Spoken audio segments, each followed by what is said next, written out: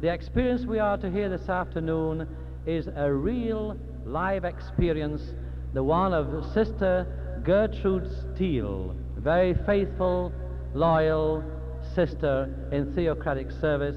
She is working out of office at Puerto Rico, and now we are to hear her life experience read to us by Brother Dunlap. Brother Dunlap.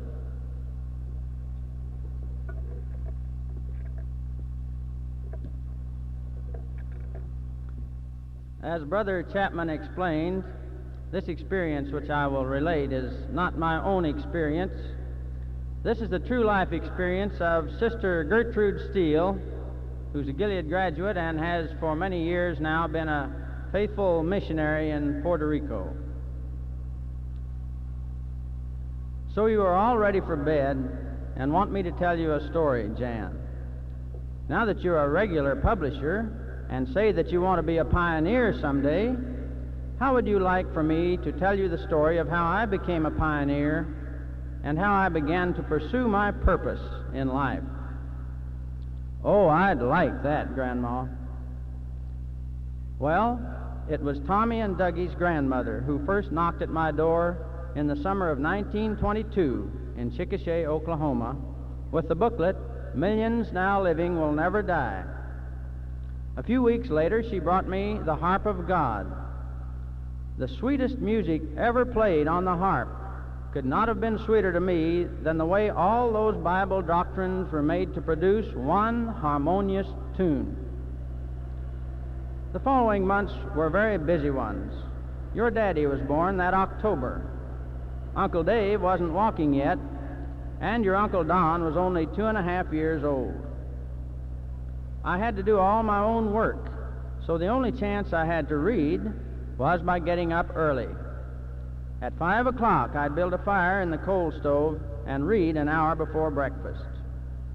It was the understanding I gained in those early morning hours that enabled me to meet one of the hardest tests of my life the following summer. Sister Golden, and how golden are the memories of her tender care in those years, was helping me to get to the meetings and in the service every week. And this activity with such an unpopular religious group was not befitting the wife of a successful businessman. One day, your grandfather told me he'd give me just 30 days to burn every book and magazine I had and forget all about it, or he was going to leave. What I would do alone with 3 babies, I didn't know. But there was one thing I did know, and that was that I had found the truth. So I looked him straight in the eye and firmly said, "You don't need to give me 30 days. This is the truth. I know it's the truth, and I'll never give it up." He started to pack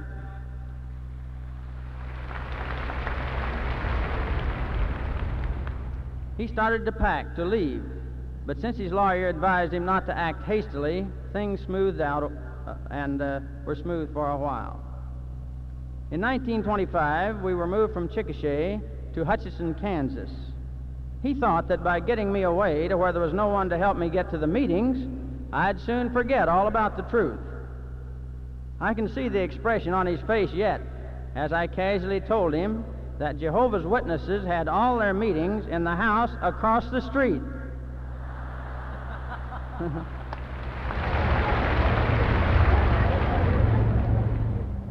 I have precious memories of that close association I had with those dear friends. I was so impressed by a sister who took her 4 children in an old Ford to pioneer isolated territory in the hills of Kentucky. Hearing of her joyful experiences and how Jehovah provided for their needs gave me a longing to be a pioneer. In 1927, we moved back to our hometown in Wichita, Kansas. All the boys were now in school, so I had a greater opportunity of service and a keener desire to pursue my purpose in life, to be a pioneer. As the months rolled by, I thought of it more and more. I just couldn't get it out of my mind.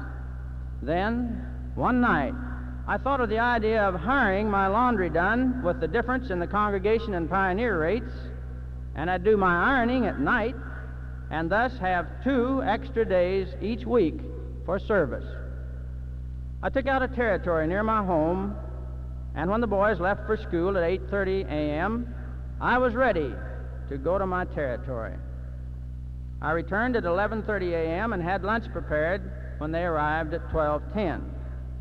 When they left at 1 p.m., I went to my territory till 4 p.m. when school was out.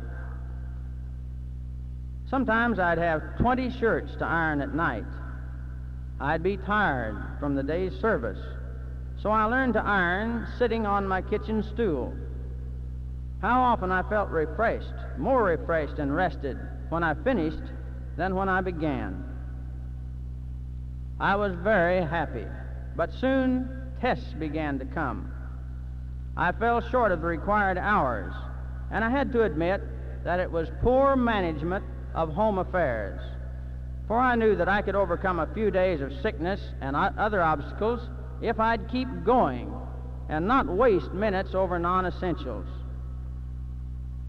Then came the Depression of 1929. That winter, Grandpa lost his job, but that proved to be a blessing. He no longer showed opposition and was more humble. Those months were happy ones, but very short-lasting. A new job with money in his pocket changed everything. I was given just 2 weeks to change my course and be home morning, noon, and night. It was my religion, he said, that drove him to admitted immorality. The admonition, "But if the unbelieving one proceeds to depart, let him depart," fittingly applied, and at the end of his designated 2 weeks, he left. I continued to pioneer, pursuing my purpose in life, but those following months were very hard ones. There was a wound so deep that only time filled with service to Jehovah could heal. I found myself very inefficient to fill the role of both father and mother. There were times when a firm, stern hand of a father was needed. I read over and over again the chapter on parental obligations in the 6th volume of Studies in the Scriptures, but I realized how far short I came, and I prayed for God's Spirit to make up for my lack. How I do praise Him, for in spite of my failures, I was blessed to see all 3 of my children take up full-time service.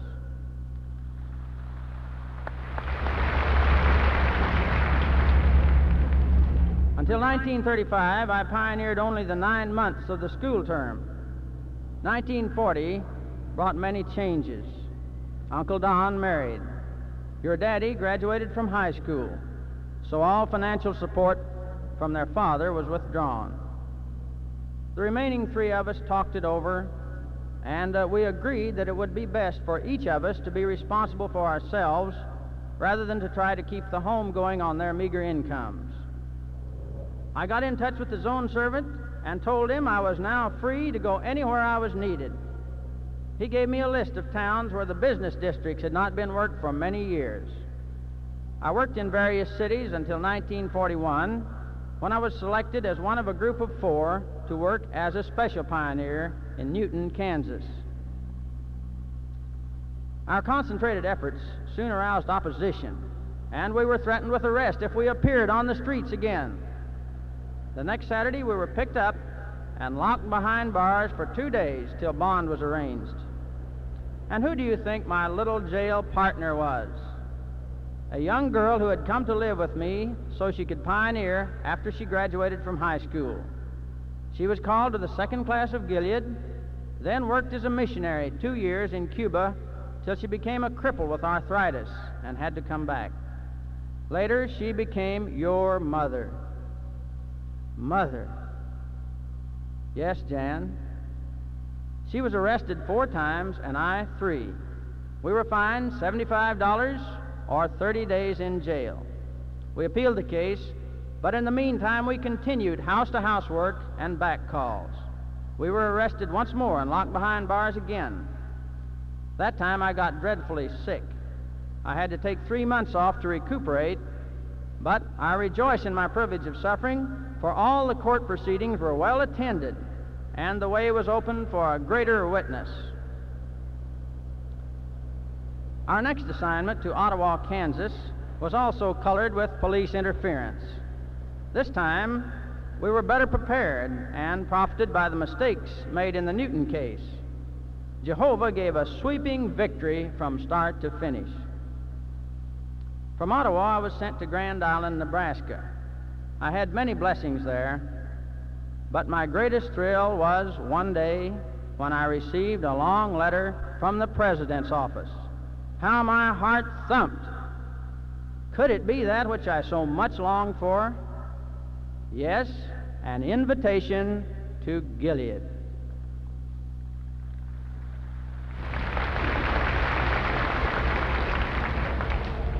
I made my last visit to Leavenworth Federal Prison, where all 3 of the boys were serving 3- and 4-year sentences for their integrity to Jehovah. I wish you could have seen their faces beam with joy as I told them. They were as excited as I was about my going to Gilead, and not a thought of no more visits. You loved it at Gilead, didn't you, Grandma? Yes, Jan, that was one of the happiest experiences of my life, and I do treasure those memories. But the momentous thrill came when I received my foreign assignment to Puerto Rico. In just 3 weeks, our group was eating our last meal in the United States at Brooklyn Bethel, and then we were taken to board ship, the Marine Tiger. 4 days later, we arrived in Puerto Rico. It was a different world.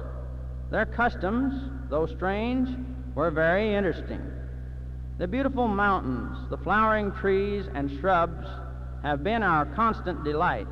We were too busy to be disturbed by the various noises, poverty, and so forth.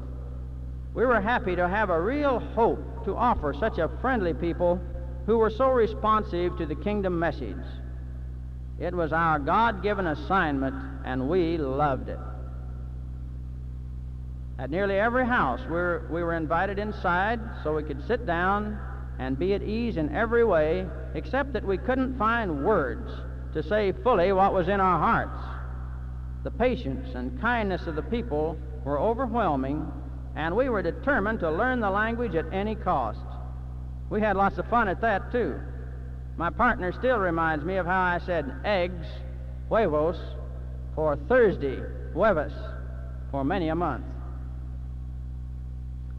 Expectation was high as we advertised our first public meeting, and our cup of joy was full as we saw our Kingdom Hall packed out.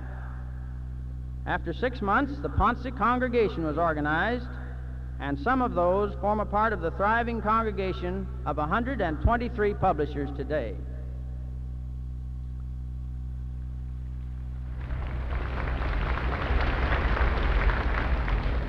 In May 1948, Gladys and I were called to replace vacancies in the Santurce home. That month, the congregation averaged 43 in attendance at the Watchtower study. In 7 years, I have seen that congregation grow and divide 5 times, and our Santurce unit last month had an average attendance of 110 at the Watchtower study. As I look back over those years and see that for the last 5 years, from almost every territory assigned to me, some publishers came out, and one, a pioneer, I rejoice in the part Jehovah has given me, as he gave the increase. After spending 3.5 years in a foreign assignment, it is quite thrilling to take a leave of absence and a vacation and recuperate in the United States, but not to remain. Gladys was forced to remain because of illness, and I've keenly felt the loss of her congenial, loving companionship these last 5 years. In a recent letter, she said, "Those years in Puerto Rico were the happiest of my life, and I'd not trade them for anything in the world. I was never homesick for the USA, but I surely have been for Puerto Rico." And that's just how I feel about it, too. But don't you get homesick for Uncle Don, Dave, and us sometimes, Grandma? Although my grown sons and their wives, Don and Earlene, and Dave and Julia, are missionaries in Korea and the Philippines, yet we seem so near, for distance is a small factor when minds and hearts are fixed on Jehovah and His kingdom.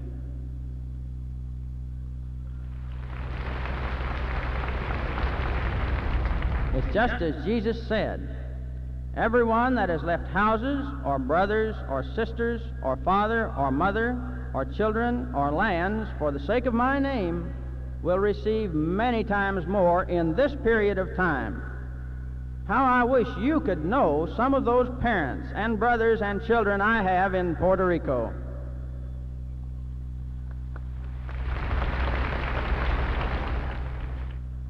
Jan, I hope you never lose your desire to be a pioneer. And if Armageddon should be still 10 or 15 years in the future, wouldn't you like to be a missionary? Of course, Grandma. True, you'll have many trials, and you'll miss your parents when at times it may seem you have no arm of flesh to lean upon, or you may be misunderstood or deeply hurt. But that is when you'll draw nearer to Jehovah. You'll turn to His Word, and as He talks to you and you listen, you'll lose those burdens. My love for you cannot spare you from either the discipline or the joy that comes from learning to pursue a right purpose in life, that most excellent way. Yes, pioneer missionary service affords a most excellent opportunity to learn that most excellent way, the way of love that leads up, yes, all the way up that highway to eternal life in Jehovah's new world.